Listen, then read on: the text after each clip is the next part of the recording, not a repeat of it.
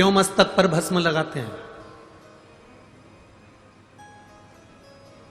आखिर शिवजी पे चढ़ी हुई भस्म का इतना प्रभाव क्या है?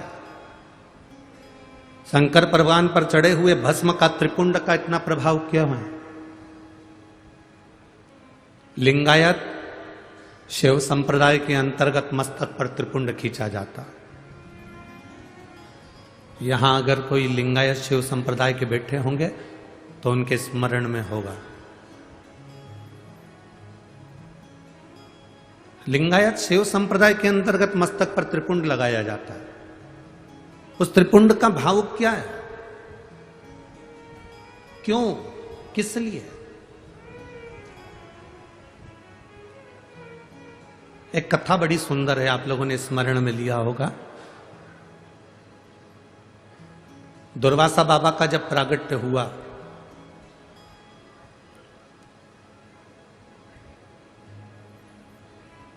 और दुर्वासा ऋषि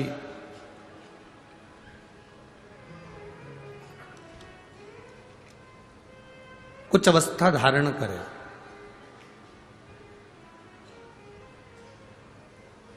और दुर्वासा ऋषि थोड़ी सी अवस्था धारण करने के बाद वो तप साधना में लीन होने लगे।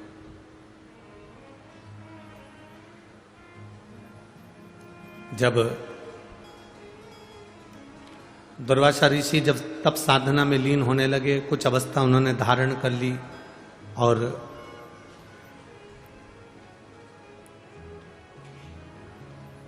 दुर्वासा जी जब एक अवस्था धारण कर कर तप साधना में लीन होते हैं, एक बार उनके मन में आया कि मैंने वैकुंठ बहुत देखा, मैंने ब्रह्मलोक बहुत देखा,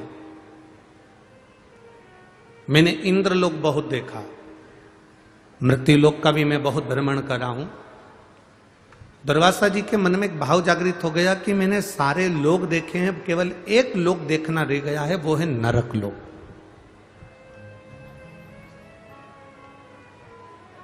केवल एक लोक है, नरक,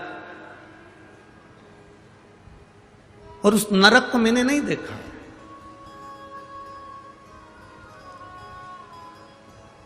मेरी जीजियों, मेरे जीजाओं, मेरी बेटियों, बेटाओं, मेरी माताओं, मेरे भाई,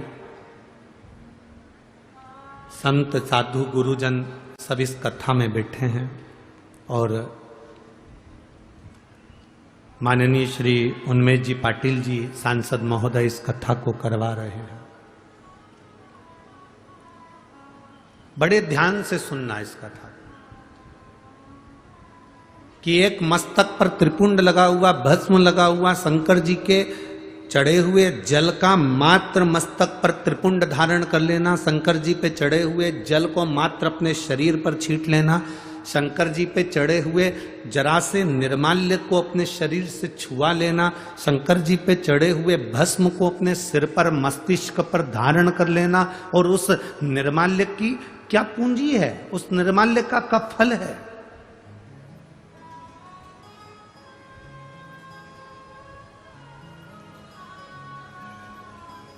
दुर्वासा जी ने विचार करा कि मैंने सब कुछ देखा, मैंने वैकुंठ देखा, इंद्रलोक देखा, ब्रह्मलोक देखा, तलातल, रसातल, मृत्युलोक सब मैंने देखा।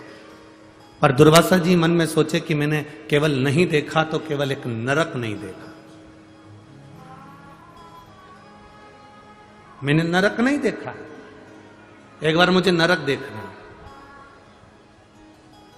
और दुर्वासा जी शिव जी का पूजन करे, त्रिपुंड धारण करे, और त्रिपुंड धारण कर कर उन्हें भस्म का त्रिपुंड लगाकर और दुर्वासा जी नरक में चले गए।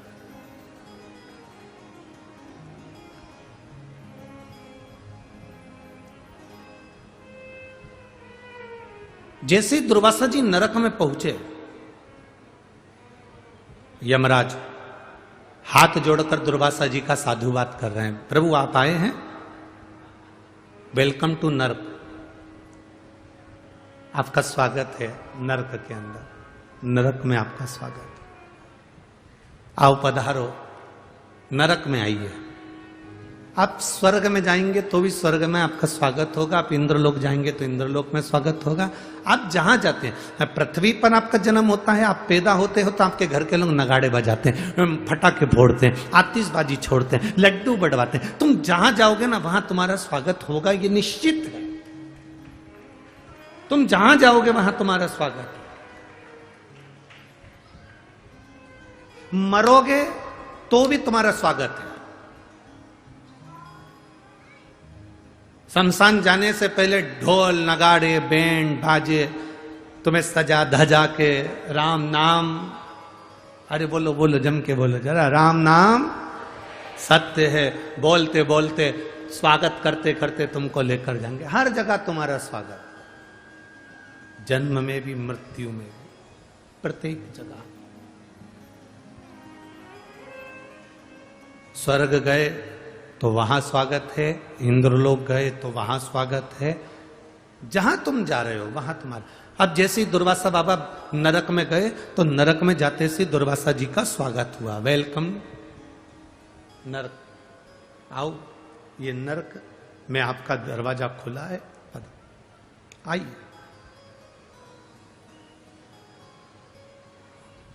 दुर्वासा जी ने नरक में जाकर क्या देखा? कुंभीपाक नरक में पहुंचे और उस कुंभीपाक नरक में दुर्वासा जी एक कुंड बना हुआ था, जिस कुंड में पापियों को पटका जाता था।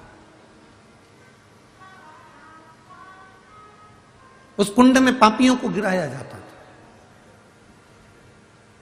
और जिस कुंड में पापी गिरते हैं उस कुंड में दुर्वासा जी ने देखा कि पूरे नरक में लोग त्राही त्राही कर रहे हैं, चिल्ला रहे हैं, चीख रहे हैं, कुंड में भी लोग फंसे हुए हैं। और उसी समय पर दुर्वासा जी ने विचार करा कि इतना विशाल कुंड है नरक के अंदर, इतना विशाल तालाब बना हुआ है नरक के अंदर, चलो मैं इस तालाब में एक बार जरा झांक कर देखूं कि है कौन। और जैसे ही दुर्वासा ऋषि उस नरक में, उस कुंड में नीचे झांके, झांकते से ही दुर्वासा जी क्या देखते हैं कि उस कुंड में से, नरक की उस कुंड में से एक बैकुंठ जैसा सुंदर एक स्थान प्रकट हो जाता है, और जिसको बैकुंठ कहा जाता है। बड़ा सुंदर बैकुंठ प्रकट हो।